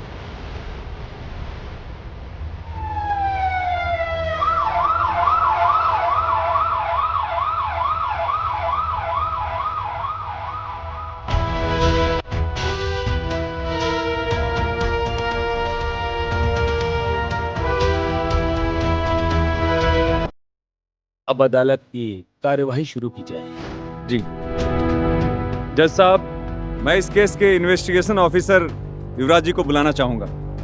हाँ, इजाजत है। आइए। युवराज जी, क्या ये वही फाइल है जिसमें आपने इन्वेस्टिगेशन किया है? जी सर। ये वही फाइल है जज साहब जिसमें सारी की सारी बातें दर्ज हैं। घटना स्थल पे जो कुछ भी आपने देखा, जांचा, पड़ताला, वो सारी बातें जज साहब के सामने रखिए। जज साहब, सबसे पहले मैं इस केस के बारे में जिस गांव में गया और गांव में जाने के बाद मैंने पूछताछ किया, लेकिन दुर्गा नारायण, अब जो भी हो, इनका दबदबा हो चाहे कुछ भी हो, इनके खिलाफ किसी ने गवाही नहीं दिया। बहुत पूछताछ करने के बाद भी किसी ने कोई जवाब नहीं दिया। उसी बीच रंजन के बारे में पता चला। मैंने इनको कॉल किया और कॉल करके पूरी घटना बताई। बताने के बाद ये थाने पे आए। आप बीती बताने के बाद इन्होंने केस दर्ज करवाया और फिर उसके बाद मैंने सारा चीज़ तफ्तीश करने के बाद, सारे सबूत इकट्ठा करने के बाद, मैंने जो उस फाइल में केस दर्ज है मैंने उसे दर्ज कर लिया। और सारा सबूत इकट्ठा करने के बाद ये मालूम हुआ कि दुर्गा नारायण जी और उनके बेटे यही दोनों हत्यारे हैं। माय लॉर्ड, मैं इन्वेस्टिगेटिंग ऑफिसर युवराज सिंह जी से कुछ सवालात करना चाहता हूं। इजाजत है। Thank you ma'am. युवराज जी, आप इस थाने में कब से हैं? वही 15 दिन से। अच्छा, 15 दिन से। जी। आपका तबादला हुआ है कि आप बुलाए गए हैं? देखिए, बुलाए तो कम ही जाता है, तबादला ज्यादा होता है। अच्छा अच्छा अच्छा। तो क्या आपने हत्यारों को रंगे हाथों पकड़ा है? नहीं सर। अच्छा अच्छा। माय लॉर्ड, उस फाइल में जो भी इन्होंने रिपोर्ट दिया है आपको, वो एकदम मनगढ़ंत है। इनको जो भी कही कहानी सुनाया है इस रंजन ने, वो सब उसमें मेंशन करके और आपके सामने प्रेजेंट कर दिया है। माय लॉर्ड, मैं इस केस से जुड़े एक अहम आदमी रंजन को कटघरे में बुलाना चाहता हूं। इजाजत है। Thank you. जी।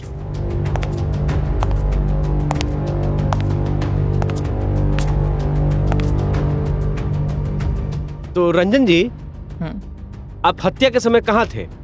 जी, हम पिछले 1.5 साल से गुजरात गए थे।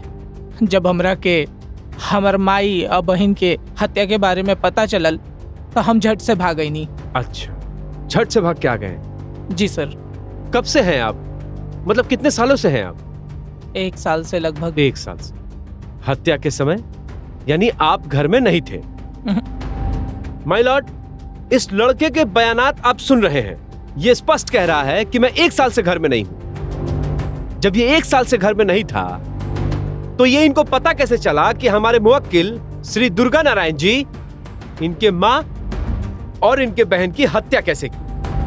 जैसे भी इस लड़के ने कहानी को गुना बुना और फिर एफआईआर लिखवा दी। इसका रीजन एक ही था माय लॉर्ड, कि मेरे मुवक्किल समाज में नामी और प्रतिष्ठित हैं। उनके पास बहुत सारे पैसे हैं।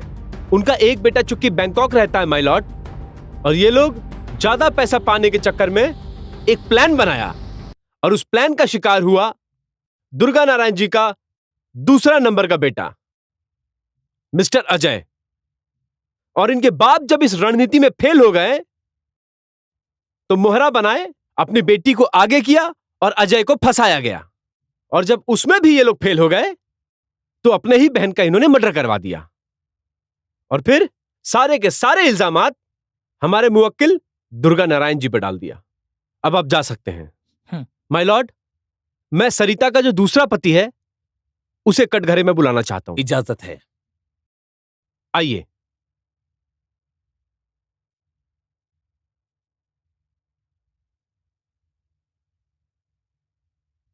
तो सरिता से आपकी शादी हुई थी? जी। आपने क्यों छोड़ दिया उसे? जज साहब, शादी के बाद से हमार पत्नी की अचानक से तबीयत खराब होए लागल और हम डॉक्टर के लेके घरे आईनी। डॉक्टर साहब के रिपोर्ट के अनुसार हमार पत्नी 3 महीना के पेट से रहली। यही खातिर हम ओके छोड़ देनी। छोड़ देहलन? जी। माय लॉर्ड, इनकी बातों से साफ जाहिर होता है कि सरिता चरित्रहीन है। ऑब्जेक्शन माय लॉर्ड। Objection overruled. बैठिए आप। माय लॉर्ड, कोई भी पति अपनी चरित्रहीन पत्नी को अपने साथ नहीं रखेगा। सेम काम वही विनोद ने भी किया और करना भी चाहिए my lord. Thank you my lord. अब आपको कुछ पूछना है विनोद से? Yes my lord. हाँ तो विनोद, अभी आपने बताया कि आपकी शादी सरिता से हुई थी। जी बिल्कुल कहा था। तो फिर आपने तलाक क्यों नहीं दिया उसे? आपने कहा कि सरिता 3 महीने की प्रेग्नेंट थी, फिर आपने उसे तलाक क्यों नहीं दिया? मैं पूछता हूं, आपने उसे तलाक क्यों नहीं दिया? मिलॉर्ड, ये तो नॉर्मल है, गांव में ऐसा होता रहता है। उनका जो काम है वो कर रहे हैं, आप बैठिए। बताइए विनोद जी, आपने तलाक क्यों नहीं दिया? विनोद, आपको डरने की कोई जरूरत नहीं है। आप साफ साफ बताइए क्या हुआ था? आपने सरिता को तलाक क्यों नहीं दिया? जज साहब, ये सच है कि हम सरिता को छोड़ दिए, लेकिन इतना कुछ होने के बाद गांव समाज के बीच में सरिता को अपनाने के लिए तैयार हो गए। लेकिन जब हमने सरिता को बोला कि अबॉर्शन कराना पड़ेगा तो सरिता ने मना कर दिया।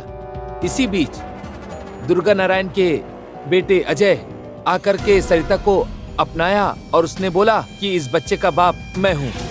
बस मिलॉर्ड, इसीलिए मैंने छोड़ दिया। थैंक यू जज साहब, आप जा सकते हैं। ये सारा का सारा एक प्लान है जो कि महाशय का गड़ा बड़ा है। मैं अब इस केस के अहम किरदार को बुलाना चाहता हूं, मिस्टर अजय को। इजाजत है।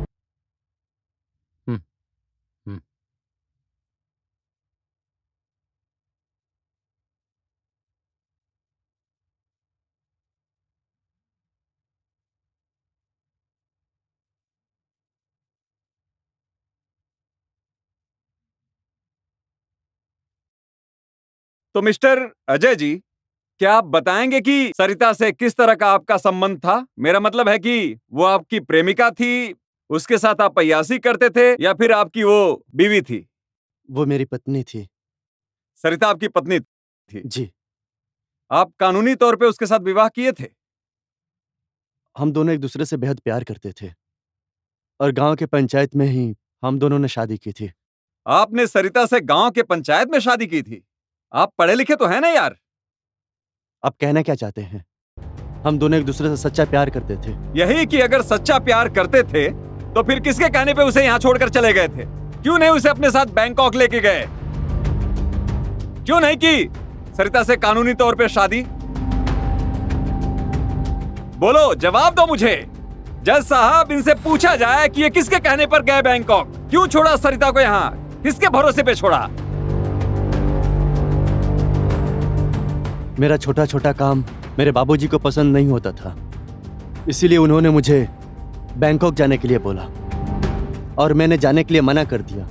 लेकिन सरिता ने अपने प्यार का वास्ता देकर मुझे भेज दिया, इसीलिए मैं चला गया। झूठ है ये जज साहब। सरिता ने इन्हें अपने प्यार का वास्ता दिया और ये बैंकॉक चले गए, और ये सरिता से प्यार करते थे।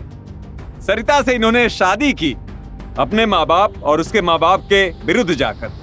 सरिता से इनको बच्चा हुआ, और जब इनको पता चला कि सरिता से बेटा जन्म लिया है तो सरिता को अपने गांव से बाहर और फिर खुद अपने माँ बाप के कहने पर ये चले गए बैंकॉक।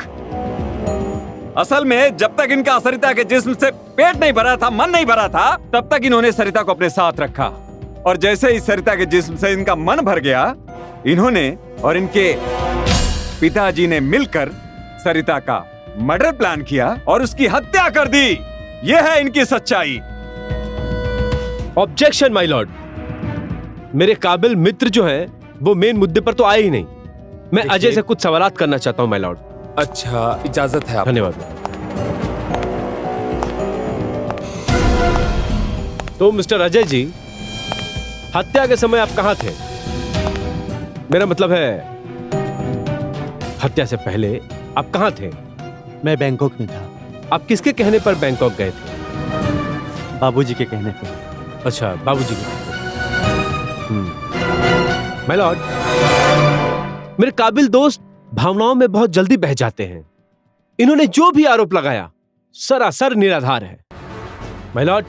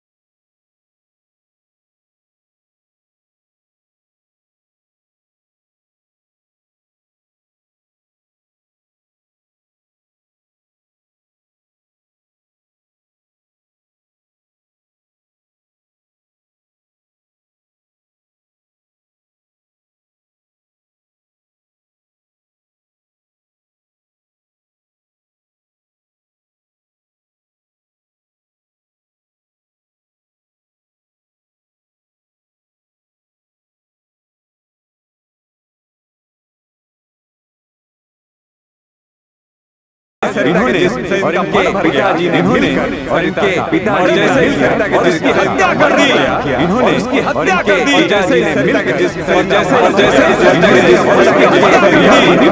इन्होंने पिताजी ने उसकी हत्या कर दी और उसकी हत्या कर दी। हाँ हाँ, मैंने ही ये हत्या की है। एक बार नहीं, मैंने कई बार हत्या की है। मैं कई सालों से उसकी हत्या करते आ रहा हूं। वो समझ ही नहीं पाई।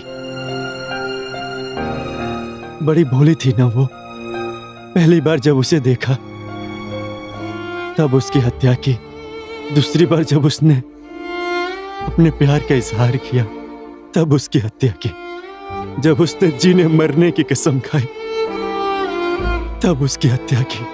जब शादी के बाद आखिरी बार वो मुझसे मिलने आई तो कहने लगी, ये जिस्म तो कोई भी ले लेगा पर ये जान तुम्हारी है। लेकिन जान तो वो देकर चली गई, लेकिन मैं लाचार होकर उसे बचा नहीं पाया और मेरी लाचारी ने उसकी हत्या कर दी।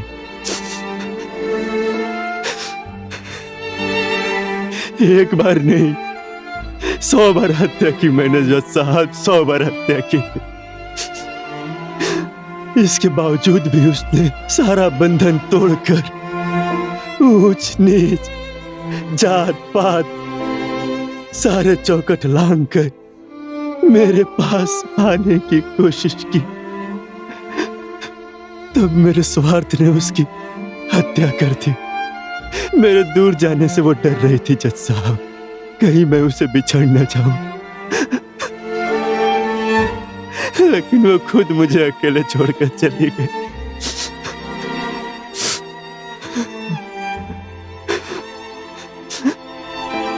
लेकिन उसे किसने मारा पर ये तो मैं नहीं जानता जज साहब।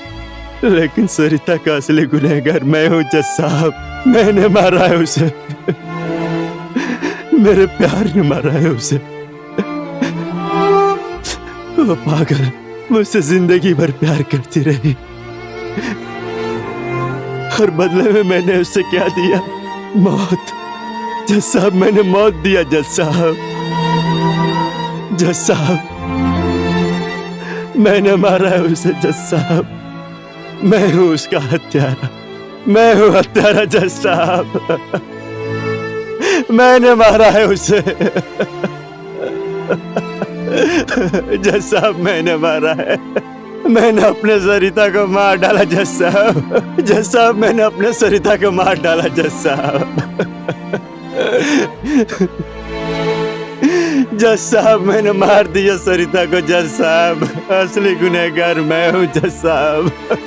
मुझे सजा दीजिए जज साहब, मुझे सजा दीजिए। सबूतों और गवाहों को मद्देनजर रखते हुए ये अदालत इस नतीजे पर आपको जो कुछ भी कहना है कटघरे में आके कहिए।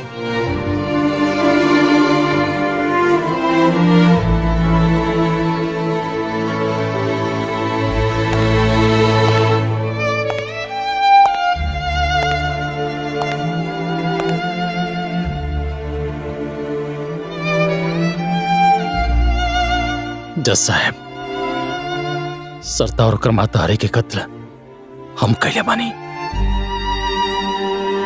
हम अपना घमंड में इतना अंधा हो गए नहीं कि अपना परिवार के सुख चैन भी बर्बाद कर देनी। जज साहब, अजय और सरता था एक दूसरे से प्यार करत रहे, एक दूसरे के साथ जिए मरे के चाहत रहे। लेकिन हम अपना घमंड में अंधा के पट्टी ऐसा अपना आंख में बंधने कि सब कुछ तबाह कर देने। हम और हमारा जीत बेटा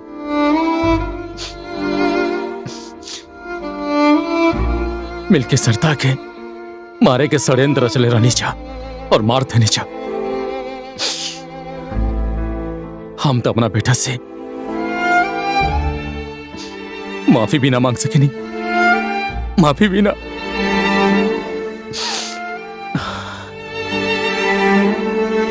जज साहब, यह अदालत जौन भी फैसला सुनाई हमरा मंजूर बा। 1 मिनट जज साहब। जो भी कहना है आगे आके कहिए।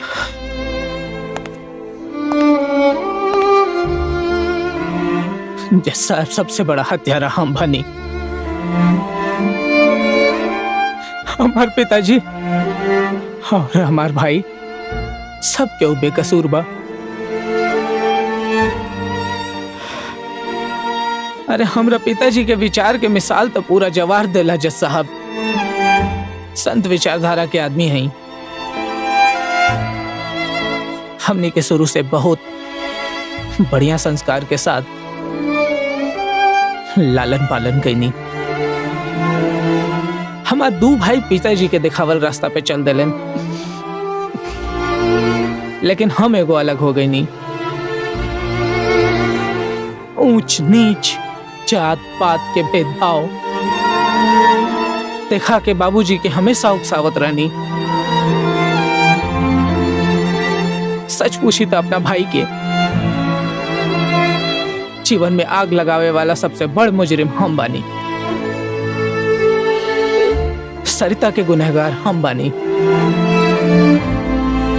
सरिता के मर्डर हम कैले बानी जज साहब। हमार बाबूजी और हमार भाई बेकसूर बानी लोगिन। रौरा जवन सजा देवे के बा प्लीज हमरा के दी।